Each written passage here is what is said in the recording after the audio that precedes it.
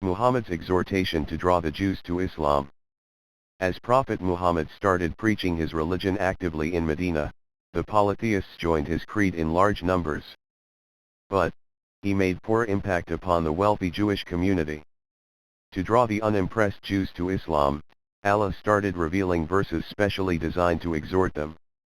For example, there came down a series of verses from Allah relating to the Jewish story of Genesis Quran 2:30-38 and to the Judaic stories of Moses and the children of Israel Quran 2:240-61. Then Allah exhorted the Jews and Christians, also monotheistic Sabians, to believing in the Quran alongside following their own scriptures to gain His mercy, those who believe in the Quran, and those who follow the Jewish scriptures, and the Christians and the Sabians, any who believe in Allah and the last day, and work righteousness, shall have their reward with their Lord, on them shall be no fear, nor shall they grieve. Quran 2:62, also see 22:17. Allah made many direct exhortations addressing the Jews, and Christians, to accept Muhammad as their prophet too. O followers of the book, Jews and Christians, indeed our messenger, Muhammad, has come to you explaining to you after a cessation of the mission of the messengers, lest you say, there came not to us a giver of good news or a warner, so indeed there has come to you a giver of good news and a warner, and Allah has power over all things. Quran 5:19. But all efforts of the Islamic deity to impress and draw the Jews to Muhammad's faith failed utterly. Jewish doctrines in good light in Islam. The influence of Judaism on Muhammad is further wreaked in the fact that he placed higher esteem on the Jewish faith than on idolatry of the Quraysh in the Quran. Jewish patriarch Abraham and his son Ishmael, Prophet Moses, and King David, Dawood, and Solomon, Sulayman, etc. of the Jewish tradition have found highly respected position among the prophets of Islam. Indeed, Muhammad even gave a higher status to Moses than to himself. Bukhari 4:610-620. During the early phase of Muhammad's prophetic mission, the Islamic revelations as well as Muhammad's personal gestures were well disposed toward the Jewish faith. He is reported to have said, "He who wrongs a Jew or a Christian will have me as his accuser on the day of judgment."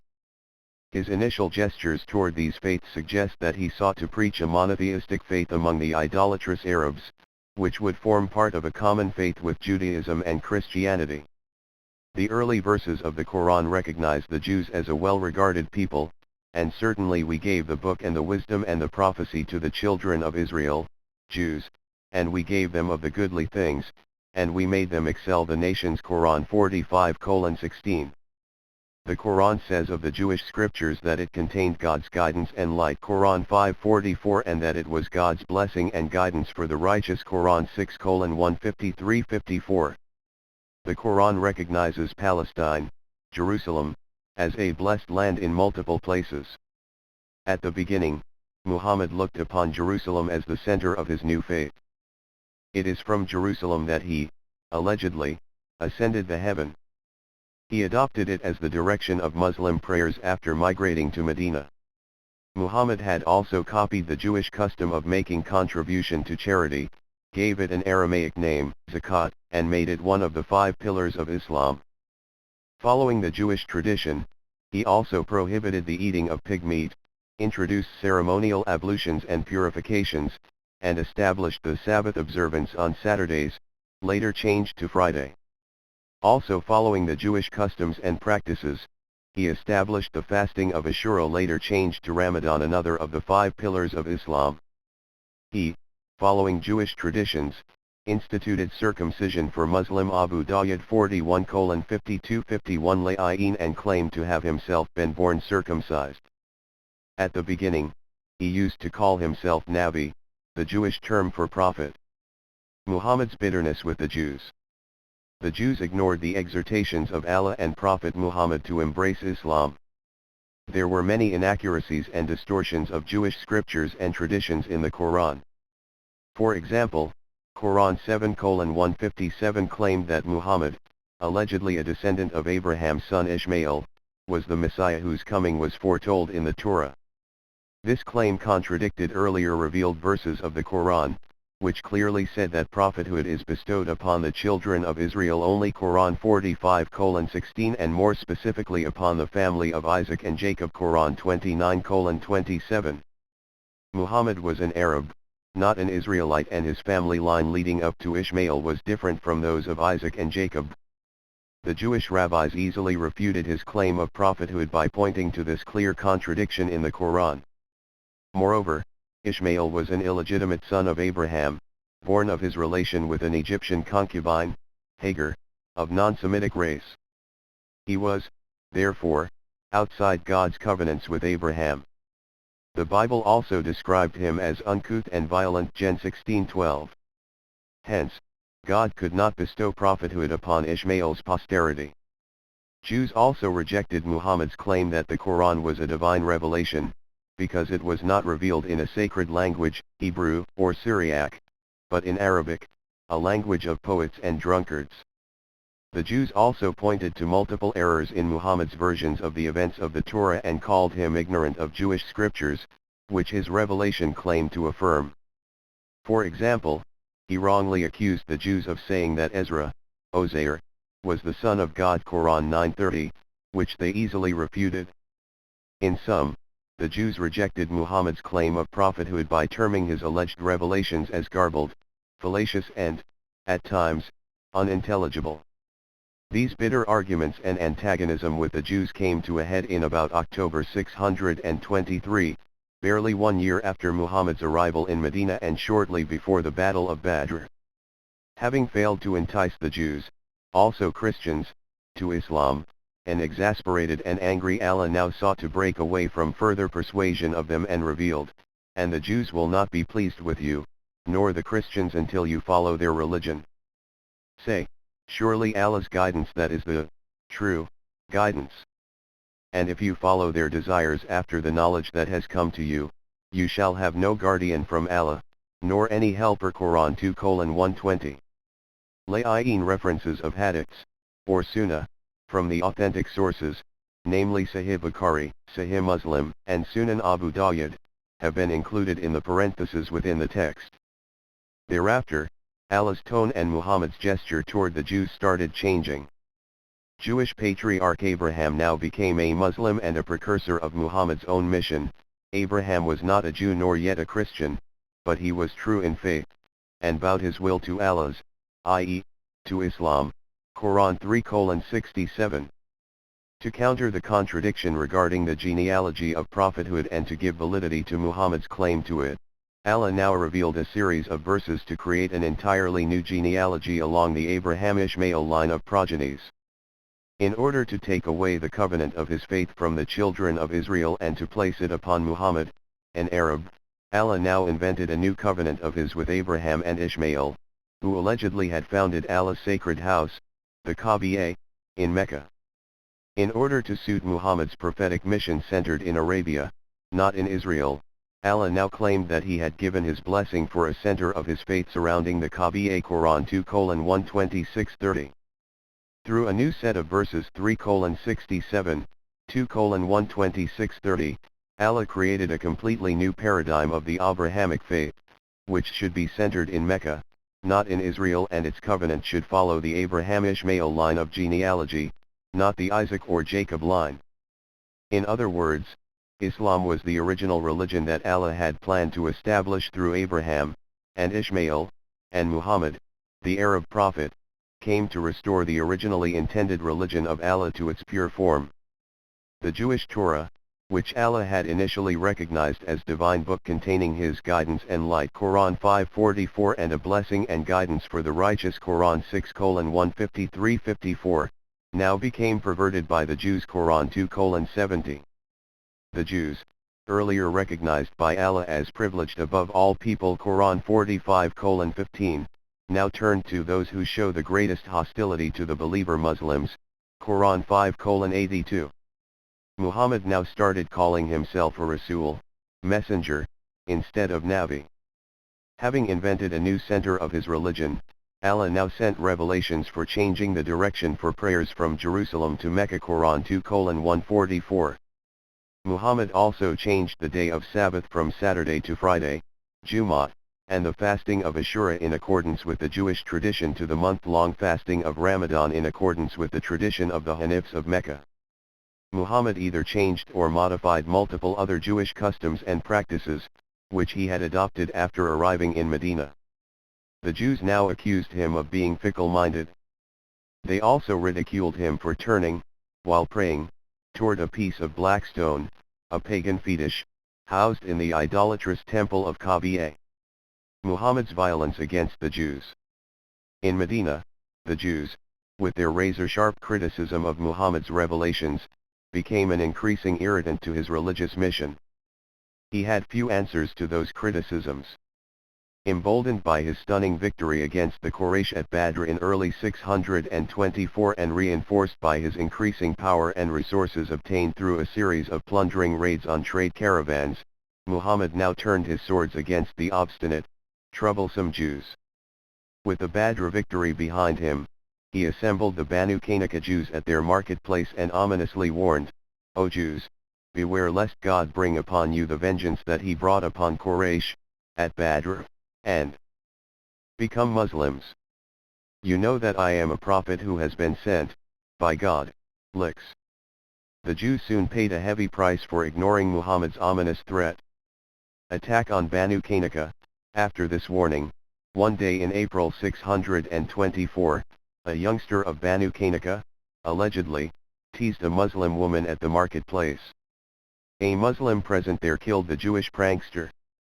This man was in turn killed by the Jews in revenge. On the pretext of this brawl, Muhammad besieged the entire community of Banu Qaynuqa, the wealthiest in Medina. After a 15-day siege, the Jews surrendered. Muhammad ordered the surrendered men to be tied for their summary execution. At this point, Abdullah ibn Ubay, the chief of the Hazraj clan, who had converted to Islam but had a dubious allegiance to Muhammad's mission, firmly intervened. He urged Muhammad, "By God, would you cut down these 700 men in one morning?"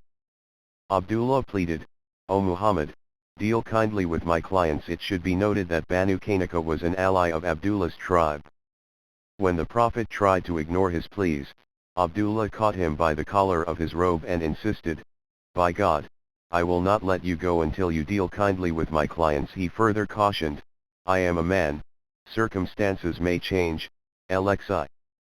Abdullah was an influential leader and Muhammad prudently relented from slaughtering the prisoners. Instead, he exiled them to Syria. They were given 3 days to leave and were forbidden to take any implements of their trade. Once the Jews left, Muhammad quickly took possession of their homes and properties, which he distributed amongst his disciples as sacred booty obtained through jihad in the cause of Allah. About this time, he ordered assassinations of those who criticized his creed and actions. The victims included a 120-year-old poet, named Abu Afak, who had composed verses condemning Muhammad's violent acts. Another victim was poetess Asma bint Marwan, a mother of 5, who had composed verses condemning Muhammad for killing Abu Afak and his other violent activities. A third victim was the Jewish poet Ka'b ibn Ashraf, who composed verses condemning Muhammad's brutality at Badr and inspiring the Quraysh to avenge the defeat. According to Ibn Ishaq, Muhammad gave general approval of slaying the Jews at this time, saying, "Kill the Jew that falls into your power." Thereafter, Muhayyisa, a Jewish convert to Islam, happened to come across a Jewish merchant, named Sunana. Muhayyisa fell upon the unfortunate merchant and killed him. Muhayyisa's family had social and business relations with Sunana and benefited from him. His elder brother Huwayyisa confronted him for murdering the valuable man, saying, "You enemy of God, did you kill him when much of the fat on your belly comes from his wealth?" The younger brother ominously responded, "Had the one who ordered me to kill him ordered me to kill you, I would have cut your head off." Impressed by the barbaric attitude and commitment that Muhammad's creed had instilled in the Ibn Ishaq, p. 545. LX Muir, p. 241.